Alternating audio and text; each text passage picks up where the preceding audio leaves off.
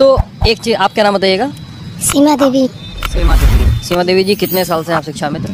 14वां साल है। 14वां साल, यानी 2005 के आसपास नियुक्ति हुई थी आपकी? जी जी। अच्छा, तो एक चीज़ हम जानना चाह रहे हैं कि सरकार वादा, आप लोग कह रहे हैं सरकार वादा खिलाफी कर रही है, ठीक है, लेकिन एक चीज़ बताइएगा, सरकार वादा खिलाफी कर रही है कि सरकार कोर्ट का रूल फॉलो कर रही है? तो कोर्ट ने ना रूलिंग दी है, कोर्ट का आदेश है ना, मैं ये जानना चाह रहा हूँ। बताना चाहेंगे कोर्ट के हाँ, एक बारे में। हाँ, नाम बताइए पहले। राघवेंद्र नारायण पांडे। हाँ। और शिक्षा मित्र हैं 2006 से।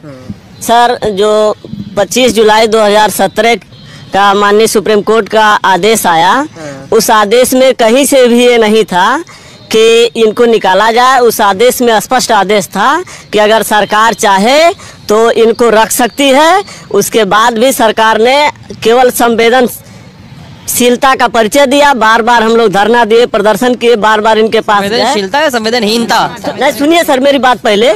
केवल इनकी भाषा थी कि सरकार आपके प्रति संवेदनशील है, लेकिन कभी भी ये संवेदनशील नहीं बल्कि संवेदनहीन रहे।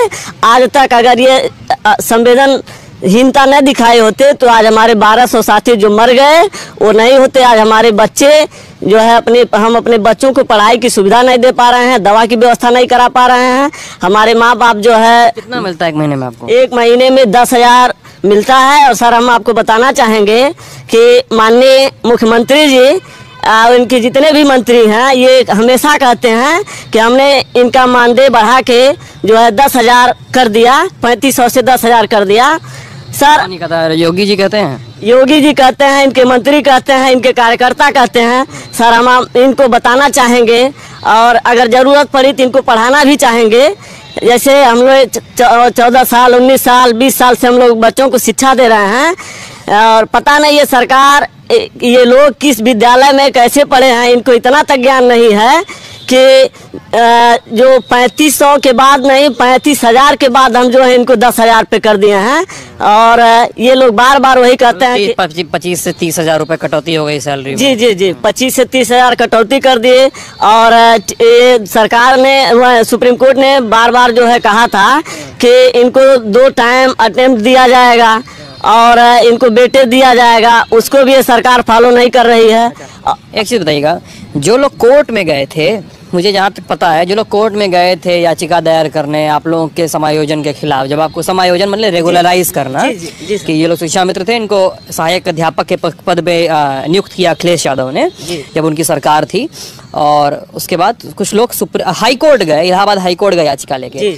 तो जहाँ तक मुझे याद है, पता चलता है लोगों से बातचीत करके, कि हाई कोर्ट में वो लोग गए थे जो सहायक अध्यापक के पद पर BEd, टेट ये सब निकाल कर पहुंचे थे, है ना? ऐसा कुछ नहीं है सर, हम लोग भी जो है, कौन लोग याचिका, कौन से लोग दायर किए थे, मैं ये जानना चाहता हूं। याचिका जो है, बेरोजगार लड़के थे जो बीएड किए हुए बच्चे थे, जो कह रहे थे, जिनको जो है कि हाई कोर्ट ने आदेश कर दिया था कि अब ये जो है कि प्राइमरी में इनकी नियुक्ति नहीं हो सकती है।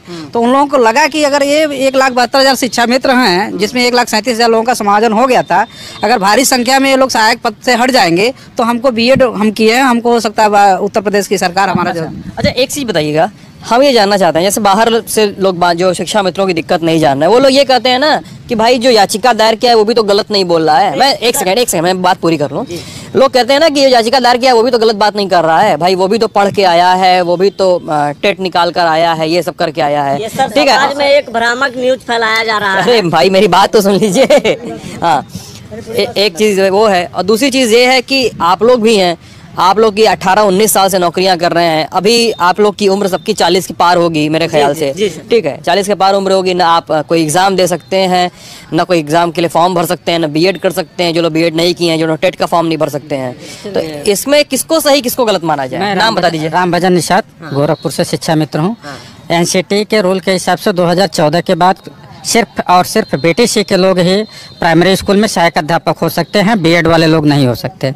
इसको देखते हुए जो कोर्ट गए हुए हैं लोग, वो BEd के लोग हैं कि इनको जब बाहर कर दिया जाएगा तो ज़्यादा से ज़्यादा सीट खाली होगी और हम लोगों को मौका मिलेगा। लेकिन NCT का रूल तब इसके साथ ब्रेक किया जाएगा, रूल तोड़ के उनकी नियुक्ति होगी। हाँ, रूल तोड़ के उनकी नियुक्ति की जा रही है आजकल। सर, ऐसा हो रही है, हम बता दें, आपको बताना चाहते हैं कि जब 72,000 भर्ती हुई थी तो BEd की वो आखिरी भर्ती थी। सुप्रीम कोर्ट का आदेश है कि इसके बाद प्राइमरी स्कूल में BEd के लोग एलिजिबल नहीं है।